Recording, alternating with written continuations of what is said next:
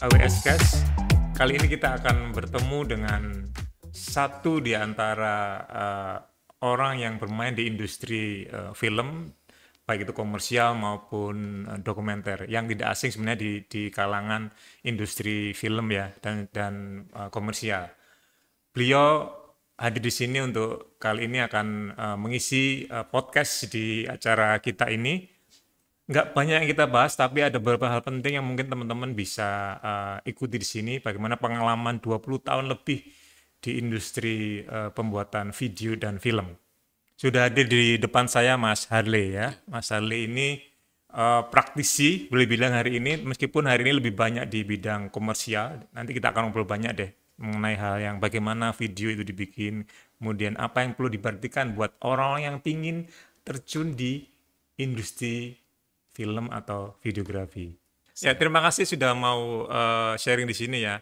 Jadi kami mungkin agak berlebihan lah, pengalaman yang 20 tahun lebih ini dibicarakan dalam kurang dari 30 menit di podcast. Tapi saya kira ada hal yang krusial, yang urgent mungkin bisa Mas Halil sampaikan buat siapapun teman-teman yang pingin bekerja atau nantinya mengabdikan diri di bidang videografi atau di film ini. Ya, pada dasarnya memang videografi ini adalah sesuatu yang menurut saya yang pertama kita harus lakukan harus suka dulu. Oke. Dan memang dari awal itu waktu SMP, waktu mau SMA kelas 1 saya udah megang. Waktu itu Adobe Premiere 5.1 Wow. pakai Matrock. Wow. SMP. SMP waktu SMP kelas 3 sudah mulai pegang karena orang tua beli produk itu. Dan salah satu yang waktu itu om saya bilang, salah satu mentor saya bilang, kamu yakin pegang di masuk dunia videografi? Ini sesuatu yang ribet gitu. Kalau kamu yakin jalanin, tapi jangan pernah mundur. Maksudnya kalau tahu ini ribet, ya jalani. Jangan menyerah gitu. Karena biasa anak muda kan nggak suka ini, coba pindah ini mundur segala macam. Oh memang susah banget ternyata. Apalagi di anak seusia SMA harus mengerjakan video wedding. Waktu itu banyak editan wedding itu dari kaset, kita transfer itu capture dulu 8 kaset 8 jam itu kan, terus diedit, nggak ada mentor siapa-siapa, kita benar-benar autodidak itu. Papa saya juga baru memulai itu juga, tapi ternyata masalah warna desain itu penting. Dulu kita nggak tahu Photoshop, kita belajar sendiri, kita tata-tata desain. Ternyata namanya garis, warna, font itu penting dan segala macam. Sambil jalan belajar. Saya menjalani proses belajar itu terlalu lama. Karena apa? Tidak ada teori yang masuk waktu itu. Lain dengan orang yang sudah kuliah, yang sudah memulai dari belajar teori. Gitu kan. Jadi penting nggak? Penting banget. Tapi pengalaman penting juga. Jadi dua-duanya penting. Seandainya kita belajar tentang warna, garis, perspektif, belajar dengan sungguh-sungguh. Karena apa? Itu penting semua. Tidak ada semua teori atau teori-teori dibuat itu pasti ada kepentingannya. Dan saya menjalaninya dengan cara yang sangat susah. Dari nol mempertahankan supaya bisa bertahan secara keuangan begitu. Tapi syukurnya kita bisa lewati itu di dunia. Waktu itu kita masuk dunia wedding. SMA kelas 3 saya sudah mulai dapat customer, mulai 1-2 mulai ada customer gitu ya. Waktu itu yang satu yang paling penting percaya diri. Percaya diri dan yakin. Apakah seyakin apa? Waktu itu kalau dibanding dengan teori atau dasarnya sebenarnya tidak ada dasar, tapi pede. Waktu itu saya harus hadapi customer, udah tante-tante mau tanya tentang pernikahan urutan, saya nggak tahu, tapi saya harus ketemu dan mempresentasikan video wedding waktu itu. Saya waktu itu SMS kameramen saya yang lebih pengalaman, tolong SMS-kan urutan pernikahan. Tapi yang penting apa? Satu, mau menikmati proses. Dan waktu yang poin itu yang menurut saya durability, kekuatan kita menghadapi proses itu menentukan sekali. Sambil jalan kita akan tahu teori ini dipakai ini. Dan akhirnya apakah saya masuk ke kuliah S1 jurusan TV? Enggak. Karena waktu itu saya udah tahu semua kamera, saya udah tahu ISO, saya udah tahu semua proses kamera itu. Saya belajar autodidak dari kameramen yang ada, dari fotografer yang ada. Kita punya banyak teman waktu itu, orang freelance banyak banget. Saya waktu itu sempat satu project itu turun 3 mobil, 30 kameramen, 30 kru ya. Waktu itu kameramen sekitar 12 atau 14 kameramen dengan krunya. Waktu itu saya punya tim editing sampai 6 komputer. Dan waktu itu semua masih Premiere, belum CS gitu kan waktu itu. Nah, itu kan dibayangkan udah kayak gitu ya susahnya. Nah, hari ini trennya kan begini, Mas Harli ya. Tapi mungkin kita bisa sepakat atau enggak ya. Nah, hari ini semua orang hampir punya kesempatan untuk bikin video. Merasa sudah bisa pakai satu body, juga bisa Adobe Premiere Pro, kemudian bikin kartu nama. Share sana, share sini. Kemudian tadi kita sempat ngobrol teman-teman di beberapa menit di sebelum podcast ya, bahwa ada hal fundamental yang harus diketahui oleh video maker atau videographer. Misalnya kesalahan-kesalahan B-roll, kemudian error itu kan itu sebenarnya kan prinsip ya masalah. Nah, pesan Mas Ali untuk teman-teman yang berkecimpung di situ, apakah harus sesuai standar? Lu mesti tahu nih teknis nih, nggak sekedar memadukan B-roll dengan error yang tidak konteks dan segala macam. Kalau menurut Mas Harli, apalagi nanti misalkan teman-teman ini mau berkecimpung secara profesional, sebenarnya apa fundamental yang harus dipatuhi ya buat teman-teman yang mau berkecimpung di situ? Karena basic saya juga tetap autodidak dan berawal dari boneknya orang Surabaya. Ya. Jadi yang baru memulai terus buka kartu nama, lakukan. Karena itu penting untuk PD.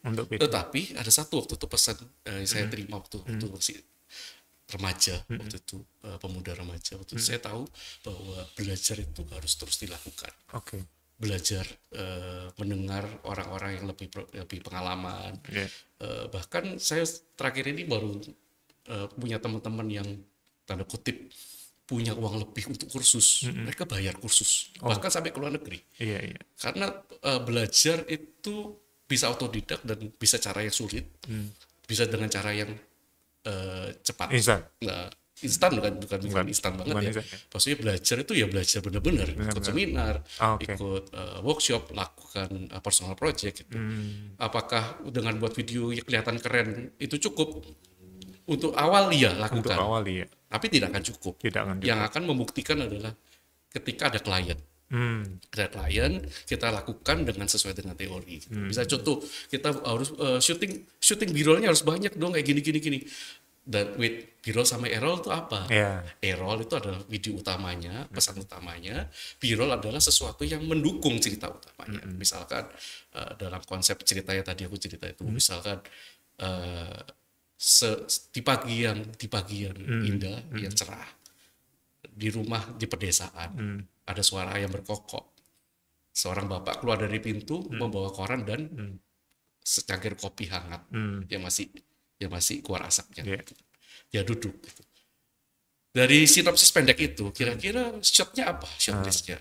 Nah, kalau kameramen atau videographer itu belum memahami filosofi shot, mereka akan ambil pokoknya shot dari jauh mendekat ke depan, kayak kamera maju terus mendekat ke bapak itu keluar.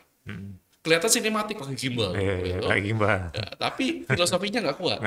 B-rollnya apa? Yang bershoot adalah B-rollnya. Misalkan, apakah harus ayam berkokok itu kelihatan ayamnya berkokok? Nggak harus juga. Kadang butuh long shot, extreme long shot, ada sepeda lewat, ada suara berkokok. Atau close up sepedanya berputar lewati tanah-tanah yang berasap, atau daun-daun yang ada kelihatan matahari lewat, ada garis-garisnya, flare gitu ya.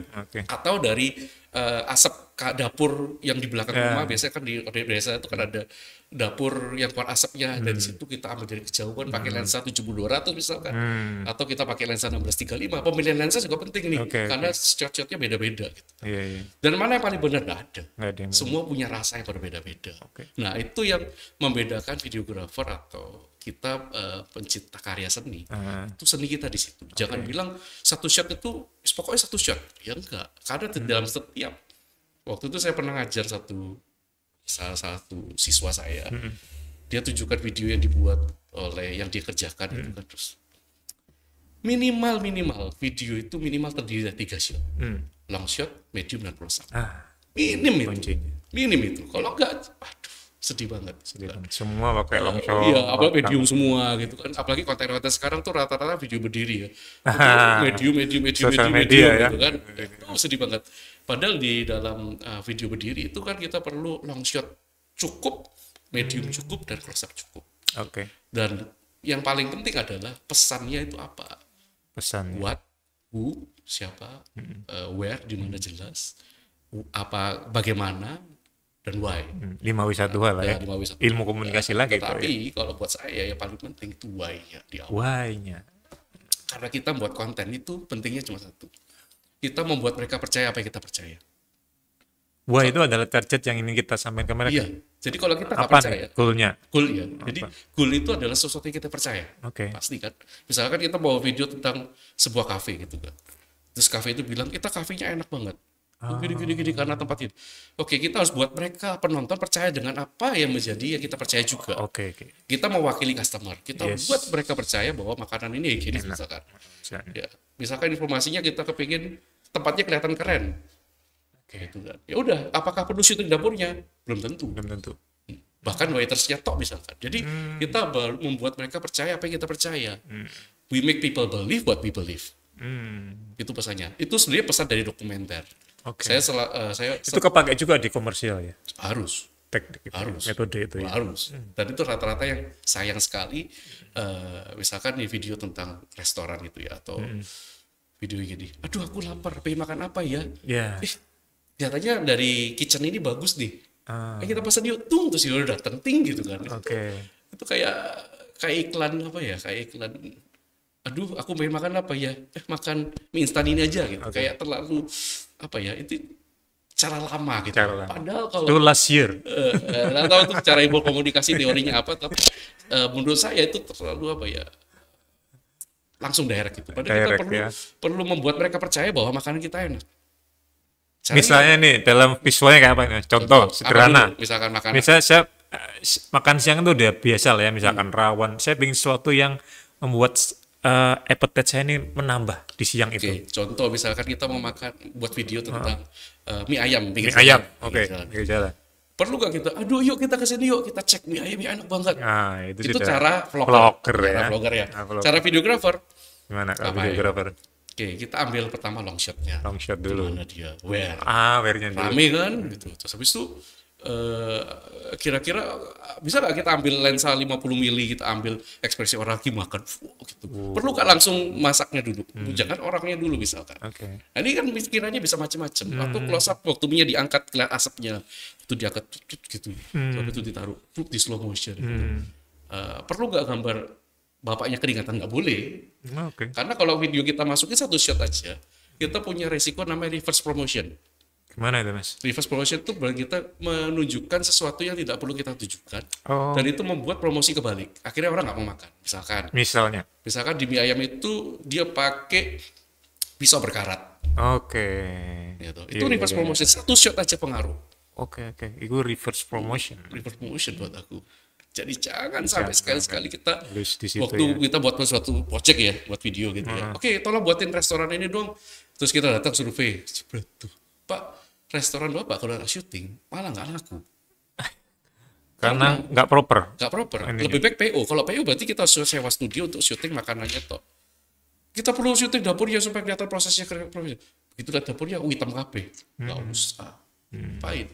Skip aja itu ya. Skip. Yang penting produknya toh. Misalkan cari the best partnya. Misalkan kita lihat ada restoran sampai kitchennya berani terbuka, gitu, pakai kaca. Ada ya. Open kitchen. Dia memang percaya bahwa dia kitchennya bagus. Nah, kita bisa shoot seperti itu. Jadi hati-hati dengan apa yang kita sampaikan dalam satu frame. Itu pengaruh banget.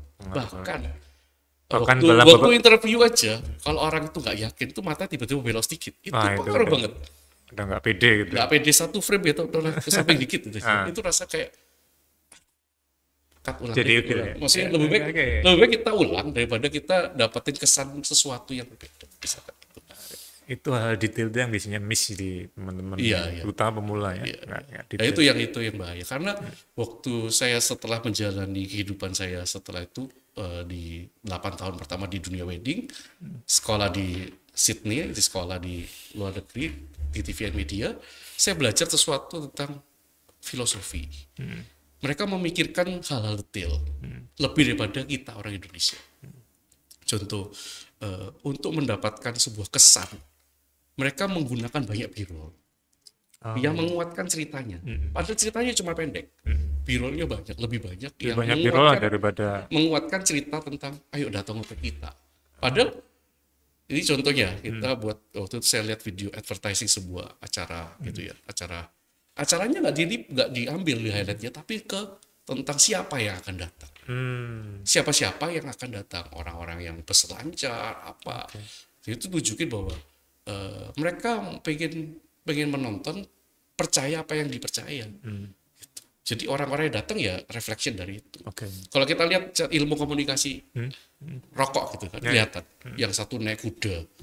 Tujuannya apa? Supaya mereka identifikasi dirinya sebagai orang yang maco. Representasi produk itu ya. Representasi produk. Jadi video pun juga harus mau memikirkan filosofinya juga seperti itu. Nah, filosofi itu akan ditarik lagi ke dalam shot. Penggunaan lensanya apa, posisi lightingnya apa. Nah, waktu saya lihat kemarin 2 hari yang lalu saya nonton dokumenter tentang pecinan di Jakarta buat mie ayam. Persis videonya. Shotnya bagus, keren. Asap-asapnya itu pasti kameranya nggak pernah murah itu. Kamera yang dipakai feelingku karena sudah masuk TV itu pasti efek 6 atau efek 3 minimal lah ya. Nah, dari warnanya gradingnya bagus segala macam. Tapi ya di shot itu bener-bener kayunya kotor banget, backgroundnya coklat hitam banget. Mas, bagaimana memang dengan konsep bahwa itu memang harus jadi komoditas untuk itu?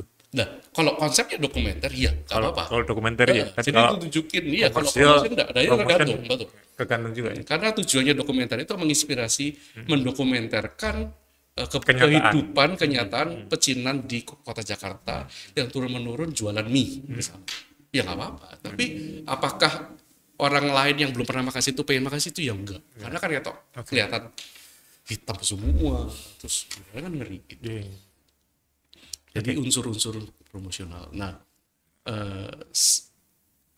3-4 tahun terakhir ini di Surabaya saya lebih banyak ke komersial ke video interior, ke video ke perumahan kayak Araya Malang dan segala macam. Mas, mumpung ke situ ya, kita lompat dikit ya teman-teman ke tadi yang ada dokumenter segala macam. Kita yang lagi sebenarnya sedang dikerjakan utama hari ini Mas Ali kan itu tuh. Mas, ini kan Mas Ali melalui banyak hal nih, dokumenter melalui komersial juga. Nah, hari ini kalau dari sisi pasar kenapa di interior? Karena booming perumahan atau Mas? Jadi terus kemudian apakah konsep-konsepnya sama yang dipakai di dokumenter atau apa yang lain? Jadi saya waktu itu bergabung dalam komunitas bisnis ya. Jadi sebenarnya genre itu banyak. Genre banyak. Yang membedakan adalah kesempatan. Jadi bukan yang tren apa.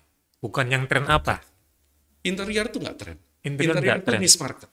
Niche market ya. Market yang paling kecil. Paling kecil tapi ada duitnya, gede. Itu kesempatan. Kesempatan itu tidak bisa diciptakan semua orang. Kesempatan itu bisa didapat karena koneksi. Karena teman. Jejaring ya. Jejaring dan kesempatan. Kesempatan. Ada videografer yang kerjain mobil mewah antik di Jakarta. Di hire mahal untuk membuat video. Jadi benar-benar niche gitu ya. Niche market. Ada orang-orang yang videonya khusus ke iklan. Orang-orang yang khusus kerjaan komersial ikan. Begitu satu masuk komersial ikan, dia akan ada kerjaan komersial ikan. Mas, itu apa ada hubungan sama kita kenal siapa? Iya dan tidak. Iya dan tidak. Iya dan tidak. Iya karena itu akan membantu. Tidak karena kita juga butuh portfolio. Kita butuh portfolio, kita butuh melakukan sesuatu. Misalkan kita mimpinya mau ke situ, ya kita nggak punya produk itu, ya kita buat. Masalahnya adalah semua hasil karya itu menentukan, jadi semua karya di dalam frame itu elemennya banyak, nggak cuman kameranya bagus, orang di depan kamera dan objek di belakang orang itu. Misal kita mau buat film pendek gitu ya, atau buat video iklan tentang warung gitu ya, kita pakai lensa bokeh 50 mili 1.2 misalkan, say kameranya efek 3 efek 6 gitu ya, bisa 10 bit gitu ya. Tapi kita buat video warung, yang kita kerjakan adalah warung mie ayam. Yang which is kalau kita tunjukin ke customer cafe, belum tentu dia tertarik. Ya. Orang yang suka nongkrong di kafe belum tertarik. Karena yang di depan kamera menentukan hasil. Itu yang jarang diperhatikan. Misalnya gini, pekerja wedding kepingin harganya naik, tapi ngerjain video weddingnya di teropan Teropan. yang nggak akan naik-naik. Iya, iya. Tapi kenapa banyak videografer bisa jualan sampai 2 digit ke Ke atas atas. buat videografi seperti itu. Portfolionya. Portfolionya karena teman-temannya nikahnya di tempat-tempat mewah. Yes. Apakah kita, tolong gue buatin video deh, aku nikah di teropan buat portfoliomu. Bullshit, itu bukan portfolio. Itu minta garis, kita gratis atau minta murah. Oke. Kalau portfolio adalah orang yang bisa nolong. Saya pernah ngalami satu waktu itu. Dulu saya tuh ngerjain video aja, video wedding gitu kan. Pasarku juga nggak terlalu mahal gitu kan. Rata-rata restoran dikerjain. Tapi tiba-tiba ada customer. Ini semua kesempatan itu datang dari Tuhan. Tidak kita bisa ciptakan. Oke. Tapi waktu kita siap, kita lakukan, ketemu. Jadi Tuhan kasih kesempatan, kita siap, ketemu. Jadi rumusnya adalah persiapan dulu nih. Iya. Kapan timingnya Iya. itu Tuhan yang nentuin. Iya, betul. Waktu itu ada satu customer yang sudah nikah. Karena waktu saya buat videonya, dan customer itu saya sampai sekarang masih ingat wajahnya dan masih kontak beberapa kali. Cuma sapa-sapa. Dia pindah ke Korea. Tapi karena dia tahu saya itu masih muda, terus saya tuh pengen buka foto. Dia bilang, gak apa-apa Har, aku sewa makeup lagi, sewa baju pengantin lagi, supaya kamu punya portfolio. Kesempatan. Apakah saya punya skill waktu fotografi? Enggak. Imajinasi tok yang kuat. Saya foto pakai lensa wide semua. Saya nggak ngerti tentang lensa. Waktu itu kan videografer taunya kamera gede-gede. Nggak ada lensa kecil ganti lensa ketika saya nggak tahu gitu. Bahkan waktu itu saya pikir waktu dulu kamera itu kan waktu di zoom, di fokus, di zoom out itu fokus. Kalau foto enggak. Kan baru tahu juga waktu.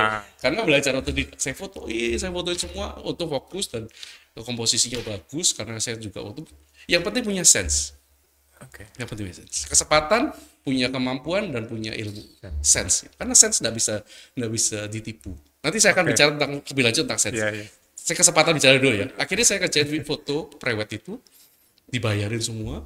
Jadi contoh saya bayar editor waktu itu gak ada duit. Saya hire editor suruh kerjain. Saya cetak albumnya, saya buat pameran. Rame. Oke. Rame. Iya. Jadi teman-teman sekalian adalah tadi rumusnya udah jelas ya. Sense itu ada, kemudian kesempatan dan persiapan. Nah, Mas Dali sayangnya waktunya sangat sempit. Mungkin next kita bisa ngobrolin yang lebih lengkap lagi. Saya pengen banget tuh Mas Dali nanti suatu hari ngomong kalau ada kesempatan rumusan untuk para pemula yang mau terjun ke industri itu apa ya. Saya kira terima kasih Mas Dali. Ini ilmu yang 20 tahun lebih kita rangkum menjadi beberapa menit, tapi semoga bermanfaat teman-teman ya. Sekali lagi terima kasih Mas Harle. Sampai ketemu lagi di kesempatan selanjutnya. Terima kasih, sampai jumpa di AWS Case yang lain.